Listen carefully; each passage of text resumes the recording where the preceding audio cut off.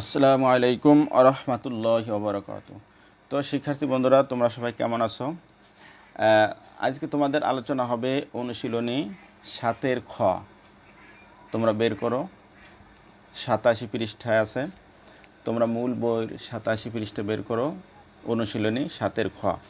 ৭-এর খ তোমরা দেখতে পাচ্ছ তিন দাগে তোমরা লক্ষ্য করো, নিচের হিসাবগুলোর কোনটির গুণফল গুণ অপেক্ষায় ছোট। তো বন্ধুরা, আমরা সারা জীবন গুণ করে আসছি যে গুণফলে সবসময় বড় হয়। লক্ষ্য করো, ৭ গুণ ২, এই গুণটা যদি আমরা করি ১৪। লক্ষ্য করো, এই যে হলো গুণ্য, এইটার নাম গুণ্য। আমরা দেখতে পাচ্ছি যে এই গুণটা করার পরে এই গুণ্য অপেক্ষায় গুণফল বড় হয়েছে। আমরা যদি এই ২টা আগে আনি, ৭ দুগুণে ১৪, সেক্ষেত্রেও দেখো এই ক্ষেত্রে এই গুণ্য হচ্ছে ২। হ্যাঁ, গুণ্য হচ্ছে ২, সেই ক্ষেত্রে দেখা যাচ্ছে বড় হয়ে গেছে, গুণফল বড়। কিন্তু ছোট হবে কখন? কখন ছোট হবে? আমি বেশি কথা না পেঁচিয়ে তোমাদেরকে আমি সংক্ষেপে বলে দিচ্ছি। তোমরা লক্ষ্য করবা যে এইটার নাম হচ্ছে গুণক। এই গুণক যখন ১-এর চেয়ে কম হবে, আবার লক্ষ্য করো, এই যেই গুণক যখন ১-এর চেয়ে কম হবে, সেই ক্ষেত্রে গুণফল এই গুণের চেয়ে ছোট হবে। আশা করি বুঝতে পারছো। এবার আমরা যাচাই করব, দেখি এই ৩টা অঙ্ক আছে এখানে, ক, খ, গ। এই কোন অঙ্কটার গুণক ১-এর চেয়ে কম? আমরা প্রথম ক দাগ দেখি, এর গুণক ১-এর চেয়ে বেশি, যেহেতু ৩.২৩। আমরা দেখব যে খ দাগে এর গুণক খ দাগে আমরা পেয়ে গেছি। খ দাগে এর গুণক ১-এর চেয়ে ছোট, ১ অপেক্ষায় ছোট। কীভাবে বুঝলাম? কারণ এই পূর্ণ সংখ্যা হচ্ছে ০, দশমিকের পরে হাজার সংখ্যা থাকলেও ১-এর চেয়ে কম হবে, ১ অপেক্ষা ছোট হবে। সেই ক্ষেত্রে এই খ দাগে আমরা বলতে পারি এই হিসাবটা যদি করি তাহলে আমাদের গুণফল ১-এর চেয়ে কম হবে। গ দাগে দেখো, গ দাগে যে এই গুণকটা রয়েছে, এই গুণকটা কিন্তু ১-এর চেয়ে বড়, কারণ দশমিকের এই যে ১.০১, অর্থাৎ ১-এর চেয়ে বেশি আছে, কারণ ১ তো আছেই, ১-এর দশমিকের পরে আরও কিছু আছে সামথিং। তাতে বোঝা গেল এটাও এই যে গুণ্যটা গ দাগের, এই গুণ্যটা ১-এর চেয়ে বড়। এটাও ১-এর চেয়ে, ক দাগে ১-এর চেয়ে গুণক বড়।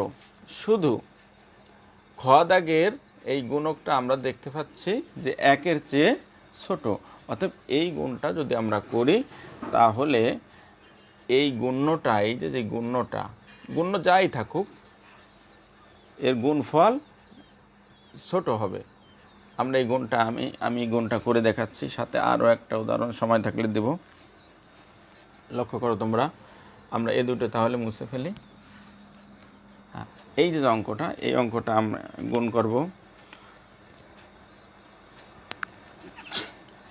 হ্যাঁ, লক্ষ্য করো, এই গুণটি আমরা করব। দেখি এই গুণটির গুণফল, এই যে আমাদের গুণ্য, এটা গুণ্যটা আমরা লিখি,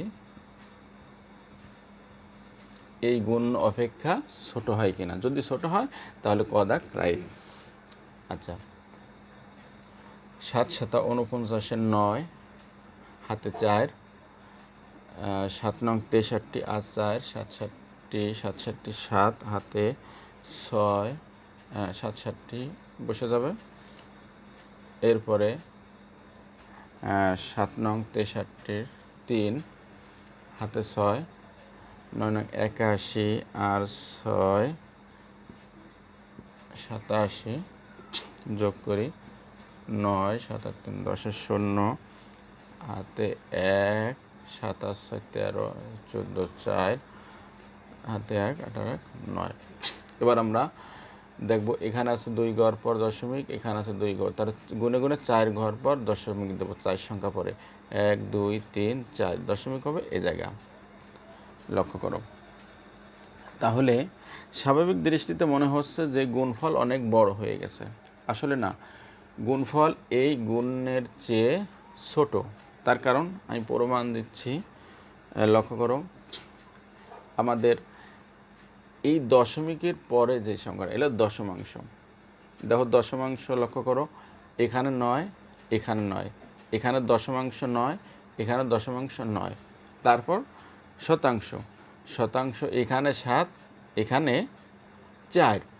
অতএব বাকিগুলো আর দেখার কোনো প্রয়োজন নাই, যেহেতু দশমাংশ শতাংশে যখন আমাদের এই যে দশমাংশে একই এবং শতাংশতে আমরা লক্ষ্য করছি যে এখানে 7 এখানে 4, তাহলে এইটা কম ছোট, আর আমাদের দেখার কোনো প্রয়োজন নেই।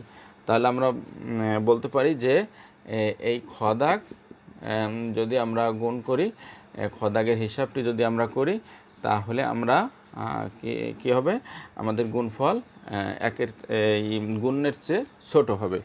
আমাদের উত্তরটি আমরা সুন্দর করে লিখতে পারি সাজাই এভাবে। তোমরা লক্ষ্য করো,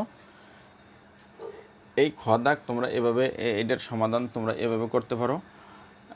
এই খদাগের অঙ্কটা তোমরা তুলবে, তারপর লিখবে এত গুণ এত হিসাবের গুণফল গুণ অপেক্ষা ছোট হবে। এই যে গুণ্য, এটা করলে গুণফল অপেক্ষা ছোট হবে। তুমি যদি এভাবে লিখে দাও তাহলে তো তুমি নম্বর পাও। তোমার কেন ছোট হবে সেটা তোমার এখানে উল্লেখ করতে হবে, কেননা এর গুণক 1 অপেক্ষা ছোট। এই যে গুণকটা, এই যে গুণকটা 1 অপেক্ষা ছোট, এই কথাটা তোমার লিখে দিতে হবে, তাই না? প্রয়োজনে তুমি অঙ্কটা সমাধান সাইডে দেখাই দিতে পারো। তো বন্ধুরা, আমি আরেকটা উদাহরণ তোমাদেরকে দেব।